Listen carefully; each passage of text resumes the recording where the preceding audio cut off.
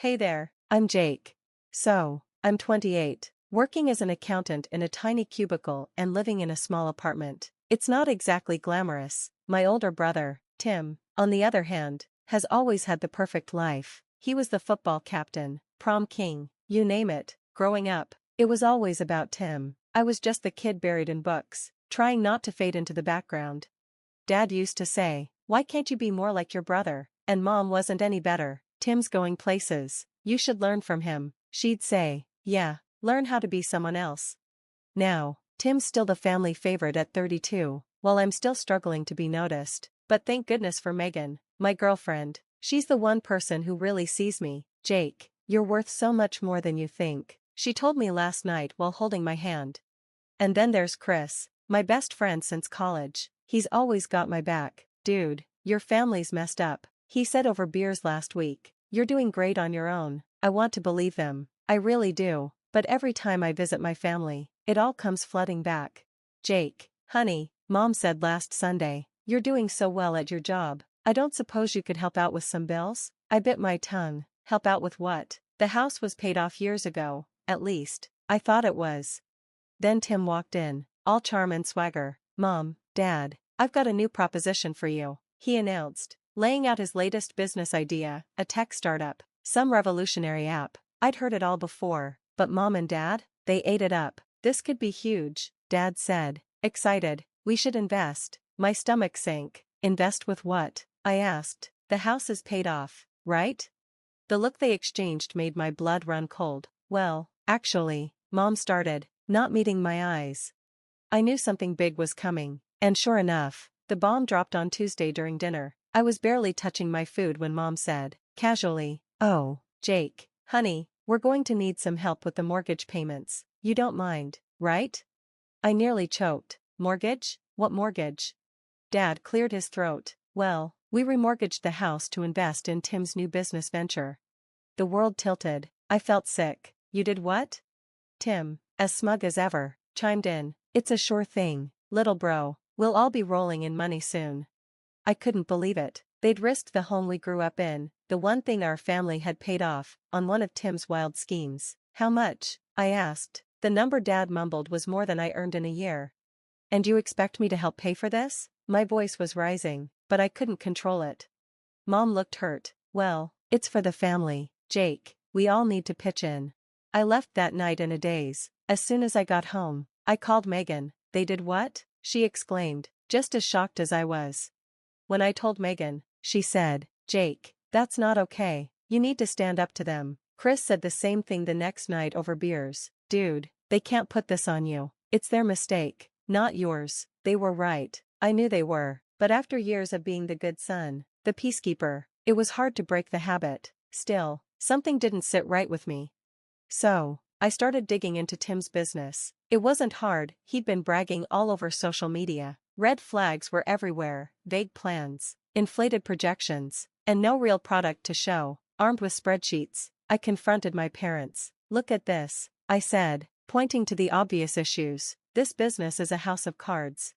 But they wouldn't listen. "You're just jealous," Dad accused. "Tim knows what he's doing." Mom was gentler, but just as dismissive. "Honey, we believe in your brother. Why can't you?" I left their house feeling like I was losing my mind. Was I the only one who saw this disaster coming? That night, I couldn't sleep. My mind kept going back to Tim's past failures, the food truck that never launched, the social media app that tanked. Each time, he walked away fine, while others paid the price. Something clicked. I started digging deeper, calling in favors from college friends who worked in finance. What I found chilled me to the bone: a trail of failed businesses, unpaid debts, and burned investors. How had my parents missed all this? But I knew the answer. They saw what they wanted to see: golden boy Tim, who could do no wrong. Staring at the evidence on my computer, I felt a resolve harden inside me. This wasn't just about me anymore. My parents' future, their home, it was all at risk. I picked up my phone, hesitated for a second, then called Chris. "I need your help. We're going to expose Tim for who he really is." As I hung up, a mix of determination and dread washed over me. This was going to get ugly, but sometimes you have to tear things down to build them back up, right?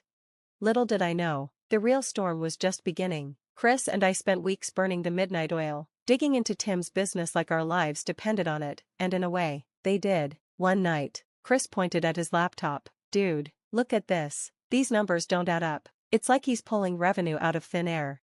I leaned in, feeling a pit form in my stomach. "Can we prove it?" Chris nodded grimly. "With some more digging, yeah, we can nail him." The deeper we went, the worse it got. Fake invoices, shell companies, money disappearing into offshore accounts. Tim's business wasn't just shady, it was a complete fraud, and my parents' future was balancing on top of it. I felt sick. My own brother, a criminal. "What are you going to do?" Megan asked one night, concern on her face. I ran my hands through my hair, torn. "I don't know. If I expose him, it'll destroy my parents, but if I don't, they could lose everything," she finished softly. The next family dinner was torture. Watching Tim brag about his success, knowing the truth, made my blood boil. After dinner, I cornered him. "I know what you're doing, Tim. The fake invoices, the shell companies, all of it." For a moment, fear flashed in his eyes, but then his charm was back. "Come on, little bro," he laughed, slapping my back. "You're imagining things. Leave the business to the pros, huh?" But I stood firm. "I'm an accountant, Tim. I know cooked books when I see them. This ends now, or I'm going to the authorities." That's when he switched tactics. His smile faded, his eyes hardened. "You really want to do that to mom and dad? Break their hearts? Ruin their retirement? Some son you are." Before I could respond, Mom walked in. "Everything okay in here?" Tim's mask slipped back on instantly. "Just fine, Mom. Jake was just congratulating me on the business." I wanted to protest, but the warning look in his eyes stopped me. "Not here, not now." The next few days were hell. I was on edge, distracted. Megan noticed. "Jake, this is consuming you," she said. "Maybe you should let the authorities handle it."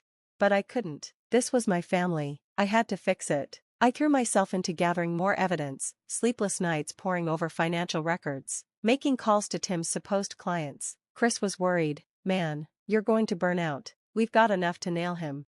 But it wasn't enough for me. I needed an airtight case, no way for Tim to wriggle out of it. Then, we caught a break. One of Tim's ex-employees reached out, offering to blow the whistle. "I've got emails," he said, "proof that Tim told us to falsify records."